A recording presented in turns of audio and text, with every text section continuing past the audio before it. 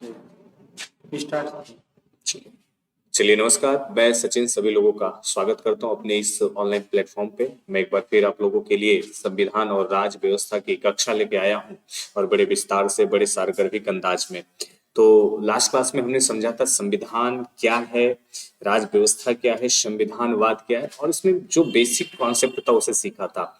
अभी आज भी हम इस बेसिक पे ही बात करेंगे और आगे की कुछ चीजें हम समझने की कोशिश करेंगे, सीखेंगे। और आज आप हेडिंग लगाएंगे संविधान का वर्णन, ठीक है ना। संविधान का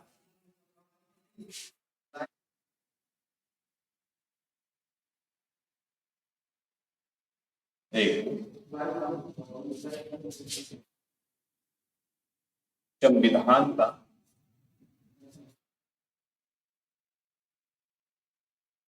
वर्णन, ठीक। तो अब जानते हैं कि हम कैसे संविधान को डिफाइन करेंगे। उम्मीद करता हूँ क्लियर दिख रहा होगा, है ना? बार बार आप लोग मतलब कमेंट वगैरह करते हैं। अभी मैं लाइव नहीं पढ़ा पा रहा हूँ क्योंकि एक्चुअली अभी लाइव हो नहीं पा रहा है ना। तो मैं ऑफलाइन में ही वीडियो शूट करके उसके बाद चलाता हूँ, तो उसके लिए परेशान मत हुआ करिए। और लास्ट वीडियो थोड़ा सा उसमें लाइटिंग ज्यादा थी, तो उस पर कोशिश करेंगे, है ना। उम्मीद करता हूँ कि ये दिख रहा है, इसीलिए ये बैकग्राउंड मैंने चूज किया है। तो संविधान के वर्णन में हम समझते हैं कि सबसे पहले हमने बात इसमें किया था, अगर आपको डिफाइन करना है कि संविधान क्या है या संविधान का वर्णन अगर आपको करना है, तो इसी वे में आप करेंगे। सबसे पहले तो आप संविधान बताएंगे, और जो वीडियो नहीं देखा है लास्ट क्लास में वो वीडियो देखेगा कि संविधान क्या है। और जैसे आप संविधान को बता लेंगे तो आप जानते हैं कि हमारा संविधान भाग में डिवाइड है। संविधान किसमें बटा पड़ा है? भाग में। जैसे आप पार्ट कहते हैं, ये भाग में डिवाइड है। और भाग टोटल आज हमारे संविधान में, मूल संविधान में आप जानते हैं कि 22 भाग है, लेकिन वैसे आप जानते हैं 3 अतिरिक्त भाग बढ़े हैं और भागों की संख्या 25 हो चुकी है। तो मूल संविधान में आज भी हमारे पास 22 ही भाग है। तो सबसे बड़ा सवाल उठता है कि भाग क्या है। तो संविधान हमने पढ़ा भाग में डिवाइड है। और फिर पहले लिख देता हूं, फिर एक एक को परिभाषित करता हूं। भाग आप सब जानते हैं कि चैप्टर्स में डिवाइड है, अध्याय में बटा पड़ा। अध्याय आप सब जानते हैं आर्टिकल्स में बटा पड़ा, अनुच्छेद में बटा पड़ा। अनुच्छेद आप सब जानते हैं खंड में बटा पड़ा है, क्लोज में बटा पड़ा है, और खंड उपखंड में बटा पड़ा है, सब क्लोज में बटा पड़ा है, ठीक है ना। सब क्लोज में बटा पड़ा है। तो संविधान किस में बटा है? भाग में। भाग किस में बटा है? अध्याय में। अध्याय किस में बटा है? अनुच्छेद में। अनुच्छेद किस में बटा है? खंड में। और खंड किस में बटा है? उपखंड में। इसे आप पार्ट कहेंगे, ये चैप्टर है, ये आर्टिकल्स है, इसे आप क्लोज कहेंगे, और ये सब क्लोज है। समझते हैं भाग क्या है?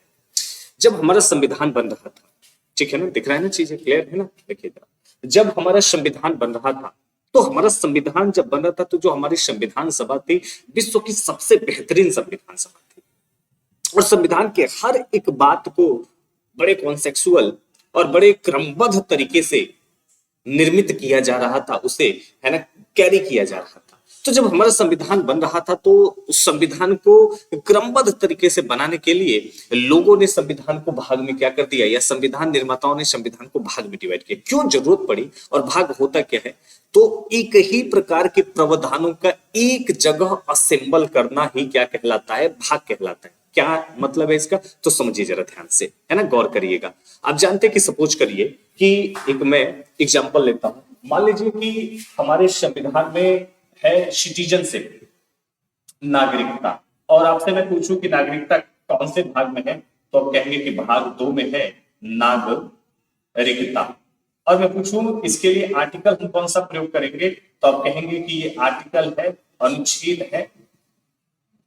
अनुच्छेद आप सब जानते हैं कि 5 से लेके 11 तक है, ठीक। इसी प्रकार मैं पूछूं आपसे कि मौलिक अधिकार हमारे संविधान में कहां पे है, तो आप कहेंगे कि फंडामेंटल राइट हमारे संविधान में भाग 3 में है ना।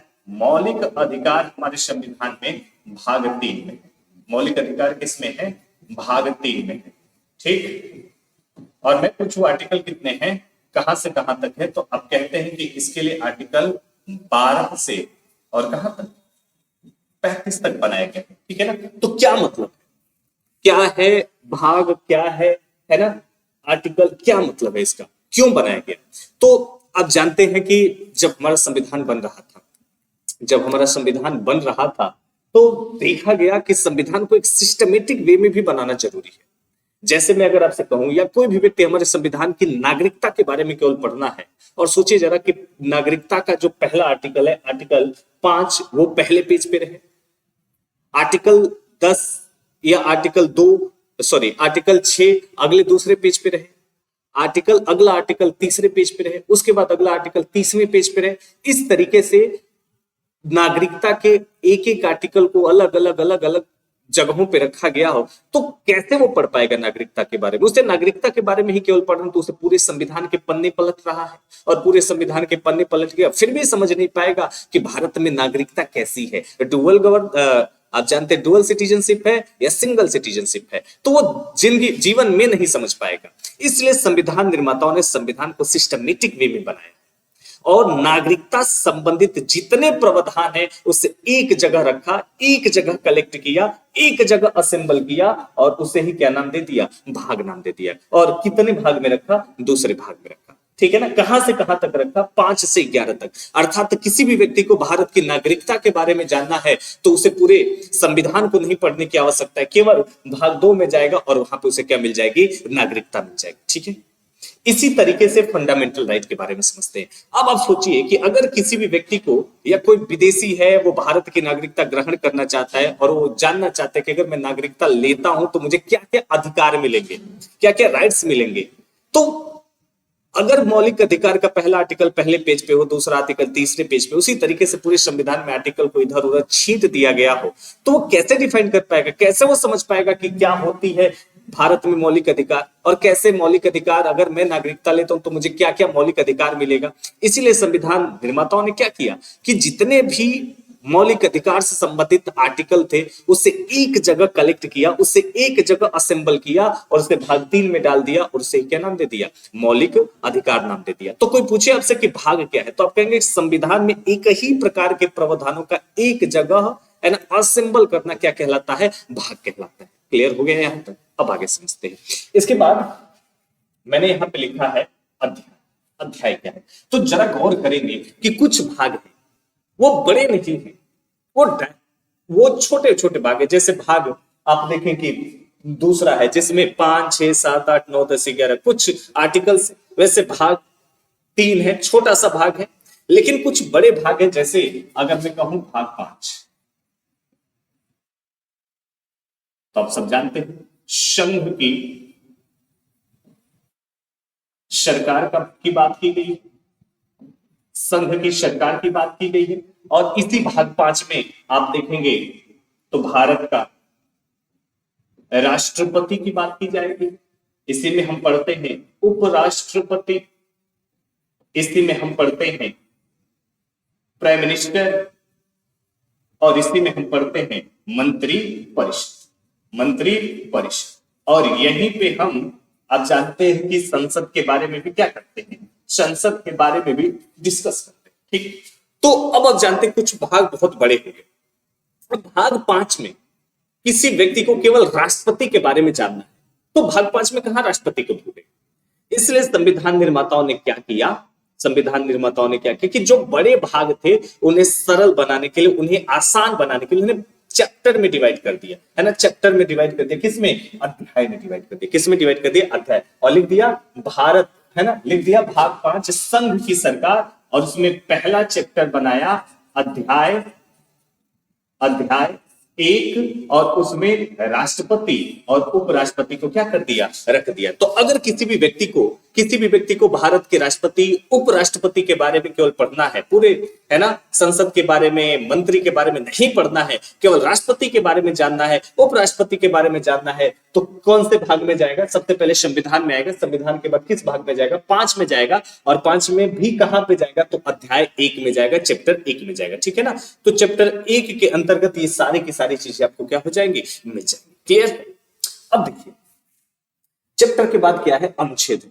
अब अगर गौर करेंगे तो कुछ मैंने कहा कि संविधान भाग में खुलेगा, भाग अध्याय में खुलेगा और अध्याय अनुच्छेद में खुलेगा। जैसे राष्ट्रपति को एक अध्याय में रखा गया, अध्याय 1 में रखा गया। लेकिन राष्ट्रपति छोटा टॉपिक थोड़े है, राष्ट्रपति भी बहुत बड़ा टॉपिक है। राष्ट्रपति का निर्वाचन, राष्ट्रपति की शक्तियां, राष्ट्रपति को हटाना, उसका जितने भी प्रोसेस हैं वो सारे के सारे राष्ट्रपति में इंक्लूड हैं। तो अगर किसी भी व्यक्ति को केवल ये जानना है कि राष्ट्रपति को कैसे हटाया जाता है, इम्पीचमेंट पावर कहां पे, इम्पीचमेंट शब्द का प्रयोग कहां पे किया गया, महाभियोग शब्द का कहां पे प्रयोग किया गया, यानी राष्ट्रपति को हटाने का प्रोसेस क्या है, तो उसे पूरा राष्ट्रपति पढ़ने की आवश्यकता नहीं है, ठीक है ना। उसे केवल अनुच्छेद 61 पढ़ने की आवश्यकता है। अर्थात आप सब जानते हैं कि राष्ट्रपति को सरल बनाने के लिए, चैप्टर को सरल बनाने के लिए, सुगम बनाने के लिए इसे किसमें डिवाइड कर दिया गया, आर्टिकल्स में डिवाइड कर दिया गया। कि अगर किसी भी व्यक्ति को जानना है कि भारत का राष्ट्रपति संविधान में कहां पे रखा गया है, तो संविधान के 5 भाग में जाएगा, और 5 भाग में भी कहां पे रखा गया है, तो पहले अध्याय में जाएगा, पहले अध्याय में भी कहां पे है,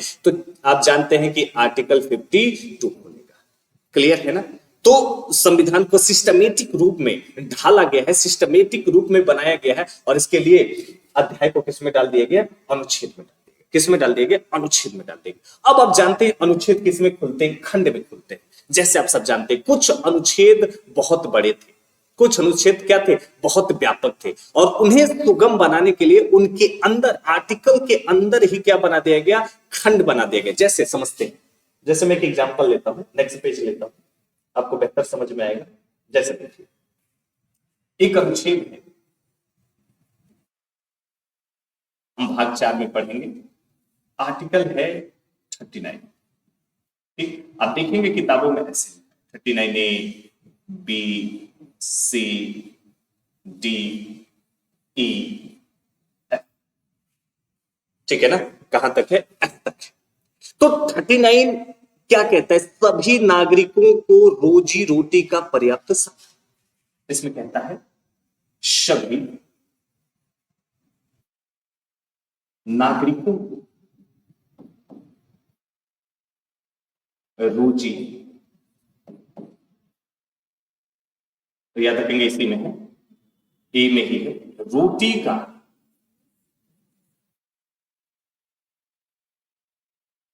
रोजी रोटी का पर्याप्त क्या, ठीक है ना, रोजी रोटी का क्या, पर्याप्त साधन। ठीक, यानी आर्टिकल 39 का एक कहता है कि राज्य का कर्तव्य है कि अपने प्रत्येक नागरिक को रोजी रोटी का पर्याप्त साधन दे। ठीक, इसके बाद लिखता है कि महिला और पुरुष को समान कार्य के लिए समान वेतन दे। आगे लिखता है कि बालकों, है ना, बालकों का, युवाओं का शोषण ना हो। आगे लिखता है कि जो सरकारी वस्तुएं हैं उनका संकेंद्रीकरण ना हो। ठीक, ये तमाम बातें इसी आर्टिकल में लिखी पड़ी।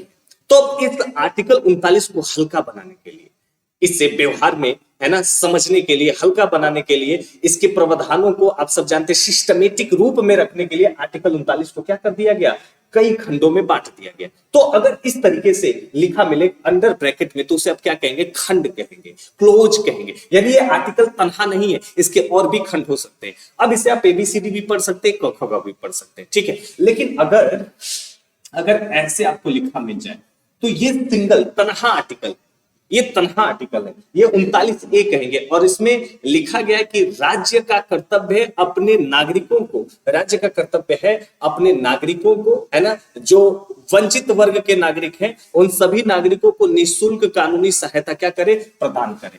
ठीक, तो यहां पे लिखा गया है राज्य अपने नागरिकों को क्या करे, अपने नागरिकों को निःशुल्क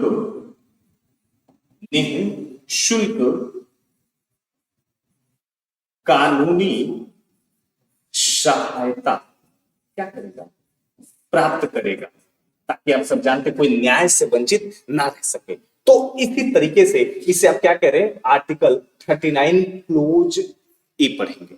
इसे आप क्या पढ़ेंगे, 39A पढ़ेंगे, ठीक है। अब आप जानते हैं कि संविधान में कितने अनुच्छेद हैं, 395। मूल संविधान में 395 अनुच्छेद है। आज भी संविधान में आप देखेंगे 1, है ना, 2, 3, 4 और ऐसे करके लास्ट में आपको 395 मिलेगा। लेकिन आज आप सब जानते हैं कि हमारे अनुच्छेदों की संख्या बढ़ के लगभग 466 से अधिक हो गई। तो जब हमारा क्यों अधिक हो गया, वर्तमान में आर्टिकल क्यों बढ़ गए, तो समय समय पे हमारे संविधान में संशोधन हुआ, और जब हमारे संविधान में संशोधन हुआ तो संविधान निर्माताओं ने इन्हीं आर्टिकल के अंतर्गत आर्टिकल रखा है, अलग से आर्टिकल नहीं रखा, इन्हीं आर्टिकल के अंतर्गत आर्टिकल रखा। इसीलिए आपको मूल संविधान में 395 ही दिखाएंगे, क्योंकि आर्टिकल 396, 97 इसके बाहर आर्टिकल नहीं जोड़े गए। जैसे मैं आपको बताना ये चाहता हूं, जैसे देखिए मान लीजिए एक आर्टिकल हो गया 39, ठीक, एक आर्टिकल आप सब जानते हैं 39 ए हो गया, ऐसे ही 40, 41, 42, 43, अब 43 में दो आर्टिकल मिलेंगे, 43 ए, 43 बी, और इसके बाद होता है 44, ठीक। तो मैं आपसे पूछूं कितने आर्टिकल, तो अब क्या करेंगे, 1 2 3 4 5, कितने, 5 ही तो, 1 2 3 4 है ना, 5, और 44 को लेके कितने हुए, 6 आर्टिकल, 6 आर्टिकल है, ठीक है ना, 6 आर्टिकल है। लेकिन अगर व्यवहार में देखें तो कितने हुए, 1 2, ठीक, 3 4 5 6 7 8 9, 9, ठीक है। तो व्यवहार में कितने आर्टिकल हो गए, 9। लेकिन आप देखेंगे तो ये आर्टिकल, इन्हीं आर्टिकल के अंदर ही तनहा आर्टिकल जोड़ा गया है, सेपरेट आर्टिकल जोड़े गए। इस तरीके से आर्टिकल की संख्या क्या हो जाती है, 466 से अधिक या 450 से अधिक आर्टिकल हो जाते हैं। लेकिन मूल संविधान में कितने आर्टिकल है, अभी भी 395 है। इनकी संख्या क्यों बढ़ गई, क्योंकि ये आर्टिकल अगर संविधान निर्माताओं को जरूरत पड़ा तो 39 के बाद एक और आर्टिकल जोड़ दिया, 39 से जोड़ दिया, जरूरत पड़ा तो 43 के बाद 43 ए जोड़ा, 43 बी जोड़ दिया, ठीक। अगर जरूरत पड़ा तो आप सब जानते हैं 39 के अंदर भी क्या कर दिया, आर्टिकल जोड़ दिया। तो इससे हम क्या पढ़ेंगे, 39 क्लोज ए, 39 close B, 39 close C, 39 close D, ई और एफ पढ़ेंगे। और इसके हम क्या पढ़ेंगे, 39 ए पढ़ेंगे। तो अब आप समझ गए होंगे कि आर्टिकल कैसे बढ़ गए। और आज भी मूल संविधान में कितने आर्टिकल हैं, 395 है। तो हम 466 क्यों कहते हैं, क्योंकि इन्हीं आर्टिकल के अंदर है ना, इन्हीं आर्टिकल के अंदर सेपरेट आर्टिकल क्या कर दिया गया, जोड़ दिया गया। इसीलिए इनकी संख्या क्या हो गई, व्यवहार में काउंट करने पे लगभग 450 या 466 से अधिक हो जाती है। क्लियर। तो अब हमने समझ लिया कि, अब हमने समझा कि खंड क्या है, ठीक है ना। अब उपखंड क्या होता है, तो अब देखते हैं कुछ खंड बहुत बड़े, कुछ खंड क्या होते हैं, बहुत बड़े होते हैं, कुछ खंड बहुत बड़े होते हैं। जैसे अगर मैं एग्जांपल लूं, है ना, अगर मैं एग्जांपल लूं तो जैसे आप देखेंगे कि आर्टिकल 19 से स्वतंत्रता है, आर्टिकल 19 से। लेकिन आर्टिकल 19 में आप देखते हैं, एक हमारे पास आर्टिकल है, आर्टिकल 19, उसमें स्वतंत्रता है, जानते हैं 6 प्रकार की। तो आर्टिकल 19 में आप देखेंगे आपको लिखा मिलता है आर्टिकल 19 क्लोज फर्स्ट और सब क्लोज ए। और इसी में आप देखते हैं प्रेस की क्या है, स्वतंत्रता है, प्रेस की क्या है, स्वतंत्रता है। तो अब आप सब समझ गए होंगे कि जब मैंने कहा कि जब क्लोज बड़े बड़े हो गए, है ना, खंड जब विस्तृत हो रहे थे तो संविधान निर्माताओं ने, या सॉरी जब बाद में संशोधन हुआ और जब खंड बढ़े तो खंड के अंदर जब सब्जेक्ट की मात्रा बढ़ने लगी तो इसलिए क्या किया गया, उसी में से एक उपखंड निकाल के रख दिया गया और उस उपखंड में जो अतिरिक्त कंटेंट था उसे डाल दिया गया। जैसे आप सब जानते हैं कि अभिव्यक्ति की स्वतंत्रता है आर्टिकल 19 में, तो अभिव्यक्ति के अंतर्गत ही प्रेस की स्वतंत्रता भी मानी जाती है। और प्रेस की स्वतंत्रता के लिए एग्जैक्ट आर्टिकल कौन सा है, 19 क्लोज फर्स्ट सब क्लोज ए, ठीक। तो आपसे पूछे कि प्रेस की स्वतंत्रता कहां पे है, तो आप कहेंगे 19 में। 19 में भी कहां पे, तो खंड 1 में। खंड 1 में भी कहां पे, तो उसके सब खंड ए में है। क्लियर है ना। तो अब आप समझ गए होंगे कि संविधान किसमें बटा है, तो बेसिक बेसिक बातें, संविधान क्या है आप समझ गए, भाग क्या है आप समझ गए, भाग किसमें बटा, अध्याय में, ये भी आप समझ गए, अध्याय किसमें बटा, अनुच्छेद में, ये भी आप समझ गए, अनुच्छेद किसमें बटा, खंड में, ये भी आप समझ गए, और खंड किसमें बटा, उपखंड में, ठीक। अब एक सब्जेक्ट और होता है, आप जानते हैं इससे अलग है, जिसे आप अनुसूची कहते हैं, अनुसूची कहते हैं। और आप सब जानते हैं कि आज अनुसूचियों की संख्या 12 है, मूल संविधान में अनुसूची 8 है। तो क्या होता है अनुसूची, तो लिखेंगे अनुसूची संविधान के अंत में दी गई विषयों की वह सूची है, वह सूची है जो संविधान के किसी भी प्रावधान को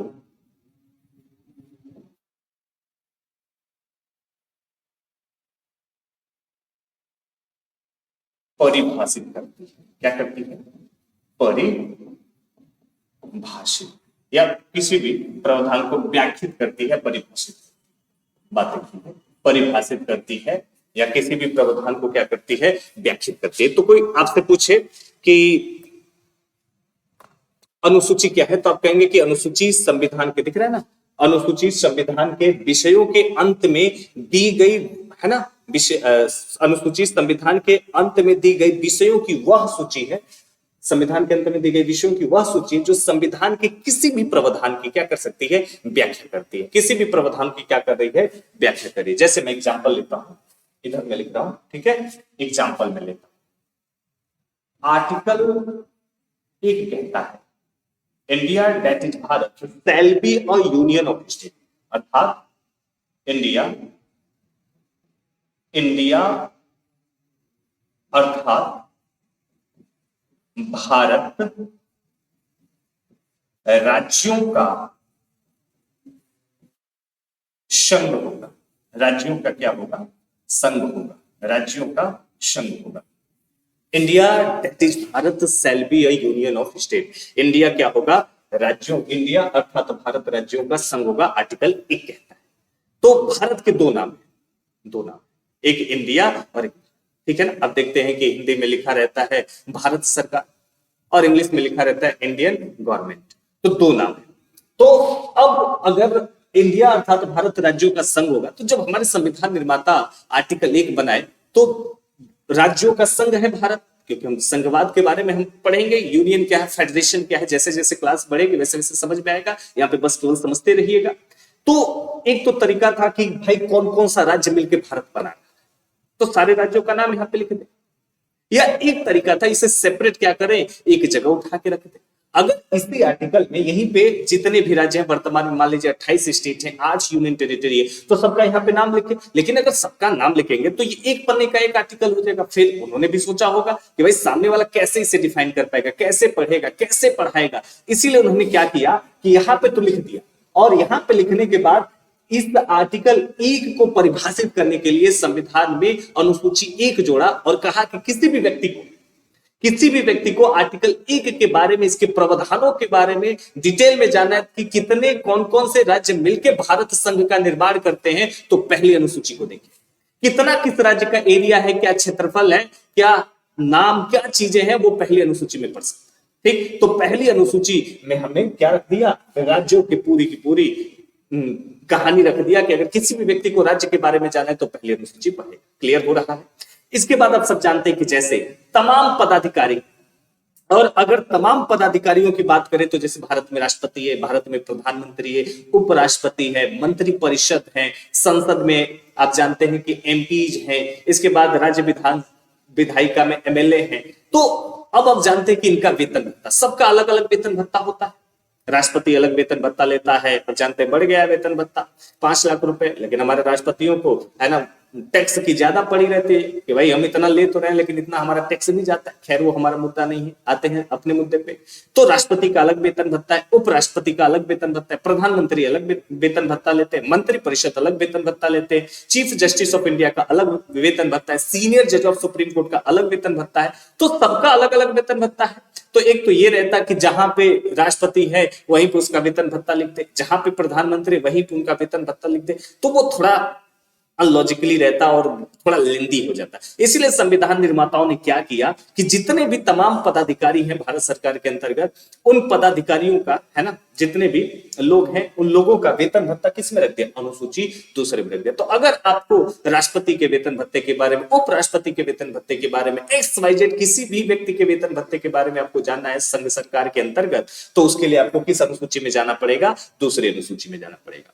इसी तरीके से आप जानते हैं इनका शपथ हो गया। एक दो और एग्जांपल मैं आपको देता हूं। शपथ हो गया, आप सब जानते हैं कि राष्ट्रपति अलग शपथ लेता है, वो आप जानते हैं कि उपराष्ट्रपति अलग शपथ लेता है, न्यायाधीश महोदय अलग शपथ लेते हैं, आप जानते हैं कि मंत्री परिषद अलग शपथ लेता है, सबका अलग अलग शपथ। एक तो ये रहता कि जहां पे मंत्री परिषद वहां पे शपथ लिख दो, लेकिन फिर सिस्टमेटिक नहीं हो पाता। संविधान सिस्टमेटिक बनाया गया इसीलिए संविधान निर्माताओं ने क्या किया कि इसके लिए अनुसूची 3 जोड़ा और अनुसूची 3 में तमाम पदाधिकारियों के शपथ से संबंधित प्रावधानों को ढक दिया। ठीक है ना। तो अगर आपको, अब यहां पे आते हैं मूल फैक्टर, ठीक है ना, अगर आपको संविधान का वर्णन करना है तो पहले आप किसी भी व्यक्ति को संविधान के बारे में बताएंगे कि व्हाट इज अ कॉन्स्टिट्यूशन। मैं देख रहा हूं बार बार स्क्रीन पे कि ब्लर तो नहीं हो रहा है, ठीक तो चल रहा है ना, है ना। बड़ा कंप्लेन आया था कि ठीक नहीं चल पा रहा है, तो थोड़ा सा मैनेज करेंगे। जैसे मतलब जैसे हमारा मतलब टारगेट पूरा हो जाता है तो मैं लाइव आऊंगा। अभी थोड़ी दिक्कत है तो आप भी समझिए। तो संविधान के वर्णन में आप सबसे पहले संविधान बताएंगे, संविधान क्या है। तो संविधान आप सब जानते हैं, जो नहीं पीछे देखे वो पिछला लेक्चर देखे। संविधान क्या है, तो संविधान के बारे में आप बताएंगे, है ना, कि शासन करने की एक पुस्तक है। और पूरी बातें मैंने जो बताया, शासन क्या है, निजी शासन, मतलब जो भी चीजें सार्वजनिक जीवन, वो सारी बातें आप उसमें डिफाइन करें। फिर बताएं कि संविधान भाग में है, और भाग क्या है, तो एक ही प्रकार के प्रावधानों का एक जगह संकलन ही क्या कहलाएगा, भाग कहलाएगा। फिर बताएं कि अध्याय में, भाग किसमें खुलेगा, अध्याय में खुलेगा। जो बड़े भाग हैं उनको, है ना, उनको सिस्टमेटिक बनाने के लिए अध्याय में डाल दिया गया। अध्याय किसमें, अनुच्छेद में। अनुच्छेद क्या, उसके बारे में आप थोड़ा बताएं। अनुच्छेद किसमें खुलेगा, खंड में खुलेगा। खंड किसमें खुलेगा, उपखंड में खुलेगा। फिर यहाँ पे मैंने आपको बताया कि अगर ऐसे लिखा हो तो आप समझ जाएंगे, कोष्टक में लिखा वो खंड को डिनोट करता है, और जहां पे डबल ब्रैकेट हो वो पहला ब्रैकेट खंड को और दूसरा ब्रैकेट किसे, सब क्लोज को, उपखंड को डिनोट करता है। तो इस तरीके से आप सिस्टमेटिक वे में संविधान को क्या कर सकते हैं, बता सकते हैं, इसका वर्णन कर सकते हैं। ठीक है ना। ऐसा नहीं कोई भाग पूछे भाग क्या है तो आप वहां से भाग लिए, ऐसा नहीं करना है। सिस्टमेटिक वे में जो कुछ है ना, है वो सब यही है। तो उस तरीके से आपको बताता है। ऐसा लिखा हो अगर आपको एग्जाम में आ गया कि अच्छा बताओ सभी नागरिकों को रोजी रोटी का पर्याप्त साधन किस आर्टिकल में है, और अगर आर्टिकल यहाँ पे पहले लिख दिया 19 क्लोजे, तो आपको ये नहीं सही मानना है, ये आपका आंसर होगा। तो ये बेसिक बेसिक बातें हमें जाननी थी। ठीक, तो उम्मीद करता हूं कि आज की क्लास आपको समझ में आई होगी। तो मेरे भाई मैं आज यहीं पे रखूंगा। ठीक, आगे जब मैं मिलूंगा तो संविधान का परिचय, इंट्रोडक्शन ऑफ कॉन्स्टिट्यूशन है, मैं फिर आपको बताऊंगा कि संविधान कितने भागों में हम उसे डिफाइन करके पढ़ सकते हैं। ठीक, तो आज की कहानी को यहीं पे रखते हैं, और अपना ध्यान रखिए, स्वस्थ रहिए, मस्त रहिए। और मैं रेगुलर इस पे जब समय मुझे मिलेगा, देखो रेगुलर मैं आ नहीं पा रहा हूँ क्योंकि मेरा एग्जाम भी है और मुझे भी ऑफलाइन मेरी भी क्लासेस रहती है, तो पढ़ाना भी पड़ता है, खुद भी प्रिपरेशन करना पड़ता है। तो ये प्लेटफॉर्म मैंने इसलिए चुना कि बहुत सारे ऐसे लोग हैं जो जिनके पास सुविधाएं नहीं हो पाती हैं, और आज भी बड़े सारे ऐसे लोग हैं जो उतना फीस दे नहीं पाते हैं। और आजकल आप जान रहे हैं कि एजुकेशन सिस्टम बड़ा महंगा हो चुका है, किसी से छुपाने लाखों रुपए खर्च करने पड़ते हैं चीजों को सीखने के लिए। मैं तो चीजों को भली भांति जानता हूं, तो मैं सोच रहा हूँ कि जब मैंने इतना खर्च करके इन चीजों को सीखा है, तो आप क्यों इसके लिए लाखों रुपए खर्च करेंगे। आपको वो चीजें सिस्टमेटिक रूप में मिलेगा, थोड़ा भी अंतर नहीं है, और आपके थ्रू वो जा रहा है। आप पढ़िए, एंजॉय करिए, और क्या करता है, और आप भी सीखे, किसी और को सिखाइए। ठीक है, क्योंकि भैया जब पुरानी पीढ़ी नई पीढ़ी को नहीं तैयार करेगी, तो फिर एक दिन बुजुर्ग होंगे, फिर हम भी एक दिन बुजुर्ग होंगे। तो ज्ञान का हमेशा क्या होना चाहिए, ट्रांसफर होना चाहिए, एक पीढ़ी से दूसरी पीढ़ी, दूसरी पीढ़ी से तीसरी पीढ़ी, तीसरी पीढ़ी से अगली पीढ़ी, है ना। इस तरीके से एक पीढ़ी से दूसरी पीढ़ी ज्ञान जाना चाहिए, जिससे सभी लोगों का भविष्य उज्जवल। और याद रखो कि देखो मेरे भाई, सबके लाइफ में कुछ ना कुछ दिक्कतें हैं, और जो इन्हीं दिक्कतों से आगे बढ़ता है वही इतिहास लिखता है। तो भूल जाओ क्या कष्ट है, क्या दुख है, कोई नहीं, है ना। याद रखना, अगर तुम्हारा जमी है तो हमारा आसमां होगा, अगर तुम्हारा जमी है तो हमारा क्या होगा, आसमां होगा। और ये निगाहें जिधर जाएंगी उधर ही अपना आशिया होगा। तो बताओ, और अगर कोई तुम्हें चुनौती देता है तो स्वीकार करो चुनौती को और करके दिखाओ, अपने गट्टे में, है ना, जोड़ बनाओ थोड़ा सा। और कोई ऐसी चीज है यार कि तुम नहीं कर पाओगे, कुछ ऐसा है जो तुमसे, तुम्हारे अभिमान से, सॉरी, कोई कुछ ऐसा सब्जेक्ट है जो तुम्हारे त्याग से, तुम्हारे परिश्रम से बड़ा है। कोई ऐसी नौकरी है दुनिया में जो, कोई ऐसा काम है जो ना कर पाए, कोई ऐसी नौकरी है जो हम ना अचीव कर पाए। सब कुछ कर लेंगे, लेकिन एक अपने आप से प्रतिज्ञा लो, है ना, एक वचनबद्ध हो जाओ कि जब तक मैं करेंगे नहीं तब तक, जब तक तोड़ेंगे नहीं तब तक छोड़ेंगे नहीं। और डायलॉग सुने हो, इस तरीके से अपने आप को मोटिवेट करते रहिए और पढ़ते रहिए लगातार। ये आपके रिसोर्सेस हैं, ये संसाधन है। दुनिया में सब कुछ खत्म हो जाएगा, सब चला जाएगा, सोना बाप सब चला जाएगा, कोई आपका नहीं, सब मोह माया है, सब साथ छोड़ देगा, सब साथ छोड़ देगा। मैं पर्सनली जानता हूं भाई, सब साथ छोड़ देगा, अपना एक्सपीरियंस रहा, लेकिन ये साथ नहीं छोड़े। विद्या कभी, पढ़ाई व्यर्थ हो ही नहीं सकती। कोई कुछ भी कहे, अगर आप शिक्षित हैं तो कहीं भी बड़े आदर्शों से जिएंगे। कौन जाता है कौन आता है उसका, जो आपका था ही नहीं उसके बारे में चिंता मत करो, और जो आपका है वो कभी जाएगा नहीं। तो इन सभी फालतू चीजों में नहीं, जिस दिन आप अचीव कर लिए ना, उस दिन तो सारा जहां आपके कदमों में होगी, और जो आपके तरफ देखता नहीं था ना, वो एक बार बात करने के लिए तरस जाएगा। तो बनिए, आप अपने आप को उस बुलंदियों पे पहुंचाइए जहां पे आप अपने आप को दिखना चाहते हैं, और ये आप ही कर सकते हैं, कोई दूसरा नहीं कर सकता है। कौन है क्या है छोड़ दीजिए, बस पढ़िए, चुपचाप पढ़िए। ये ऐसी दवा है, और ये एक अंबानी, आप सब जानते हैं कि हजारों को अंबानी नहीं बना सकता है, लाखों को अंबानी नहीं बना सकता, लेकिन एक शिक्षक हजारों को शिक्षक बनाता है, एक टीचर हजारों को शिक्षित करता है। तो याद रखिए, ज्ञान में बड़ी शक्ति है। आज इसी के यहीं तक रखते हैं, आपसे फिर अगली कक्षा में मिलेंगे इसी अंदाज में। तब तक के लिए अपना ध्यान रखिएगा। नमस्कार।